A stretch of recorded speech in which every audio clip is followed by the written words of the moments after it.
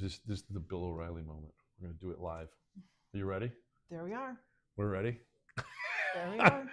Good morning, everyone.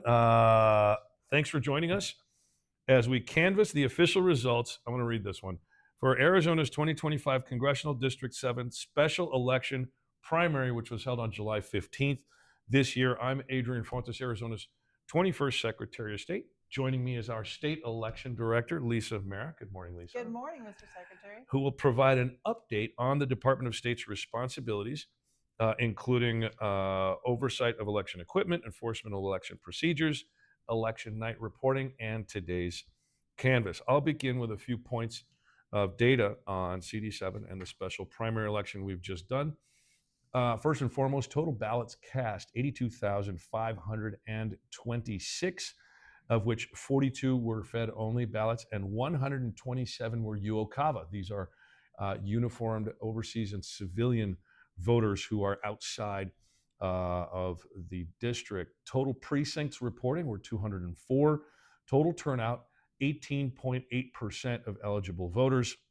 And turnout by county ranged from just over 11% down in Yuma to just over 21% in Pima County. Participation by party preference, I'll run through that list real quick. 36% Democratic, 20% Republican, 6% Libertarian, 16% Greens, go Greens, 3% others, and 3%, just over 3% other, and just over 3% for no labels.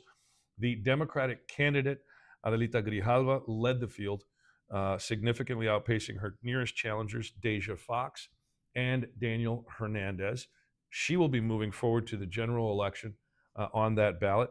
Other Democratic contenders included Patrick Harris Sr. and Jose Malvido Jr. On the Republican side of the aisle, Daniel Francis Gutierrez secured the nomination. He will be on the general ballot, followed by George Rivas and Jimmy Rodriguez. Now, other party write-ins included Eduardo Quintana and Gary Swing for the Green Party. Eduardo Quintana will be advancing to the general. Richard Grayson for the No Labels Party will be advancing, and Andy Fernandez for the Libertarian Party, which as an established party required the same number of write-ins as he would have needed on a candidate petition. Unfortunately, he did not meet that threshold, so the Libertarian candidate will not be moving forward to the general election. Now for voting methodology breakdown, 75,674 early ballots were cast, making up 92% of total turnouts by early ballot. 8% were in-person ballots, totaling 6,706. While not a perfect comparison, the 2018 special election in Maricopa County's District 8 is sort of a comparison by precedent in terms of scale, timing, and voter engagement. That was held after former Representative Trent Franks resigned. That seat was then taken by another former representative now, Debbie Lesko, who was elected at the time. Participation was notably higher with 116,732 ballots cast, representing 25.62% turnout. The turnout in this special primary was 18.8%.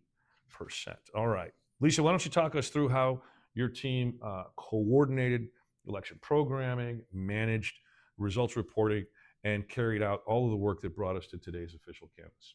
Thank you, Mr. Secretary. As required by Arizona law, every election involves a series of rigorous checks and balances to ensure accuracy, transparency, and public confidence. Voting equipment was tested before the election during logic and accuracy testing. After the election, there's a post-logic and accuracy testing done by all the counties. Each county conducted a political party hand count of ballots randomly selected from the various precincts. Polling places were staffed by bipartisan teams and political party observers, and every tabulation center was equipped with live stream cameras accessible to the public. Yeah, thank you so much for that, Lisa. Now, I want to thank all of the election workers, the observers, and the volunteers who carried out all of these duties in that district. Your professionalism is the backbone of our democracy, and we certainly do appreciate the work of everyone who was involved in this special primary election. Pima County deserves particular recognition, and this is a heck of a story. that they had to deal with. On election night, a monsoon storm knocked out the power to the election building in Tucson, Arizona, at their election headquarters for 90 minutes. Now, their team had submitted a detailed emergency plan to our office, which is mandated by the Elections Procedures Manual, well in advance of that. Generators were deployed immediately. Ballot security was maintained throughout the outage. And despite flooding, delivery detours, tabulation resumed very quickly, and early results were released on schedule, which is great for that election department. This is a clear example of why it is that emergency planning matters and why testing those plans ahead of time is essential.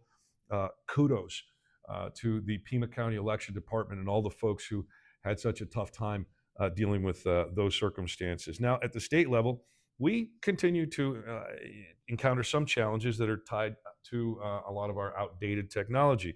We were unable to provide accurate real-time data for write-in candidates because we have to manually track that based on the old technology that we have. This limitation is the result of typical underfunding and delayed modernization.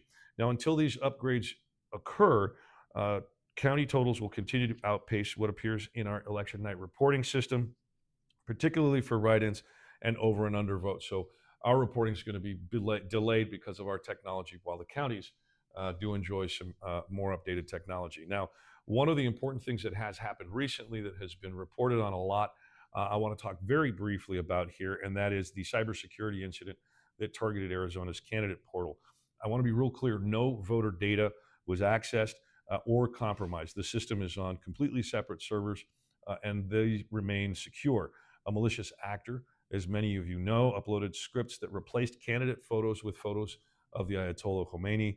The incident followed recent U.S. activity in Iran and may have been politically motivated, although attribution has not been 100% confirmed.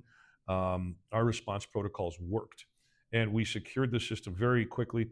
But the absence of sustained federal support and coordination, particularly with CISA and the Department of Homeland Security at the federal level, leaves our systems more vulnerable than they ought to be. And that's still a problem that we are working on. Renewed nonpartisan federal partnership is essential, and we will continue to call out for that at every opportunity. Lisa? As we transition, Mr. Secretary, today from the primary to the general election, here's what voters should know. The general election will take place on September 23rd. Candidates from the Democratic, Republican, Green, and No Labels parties have qualified for the ballot and will appear on the printed ballot. Green and No Label candidates advanced under modified thresholds applicable to newly recognized political parties.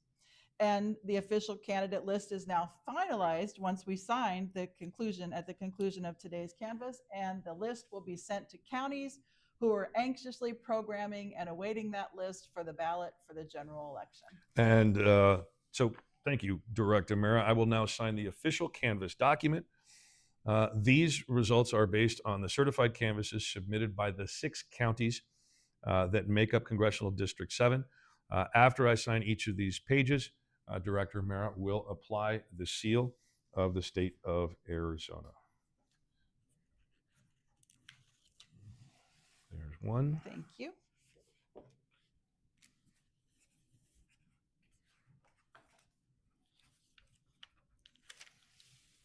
Second.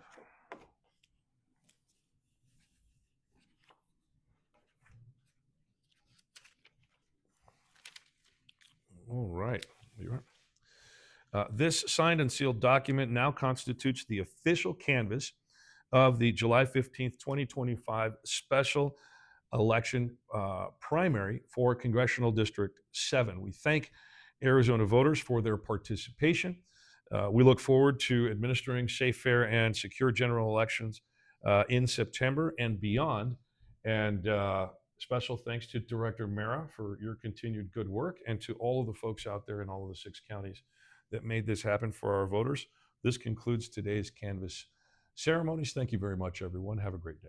Thank you.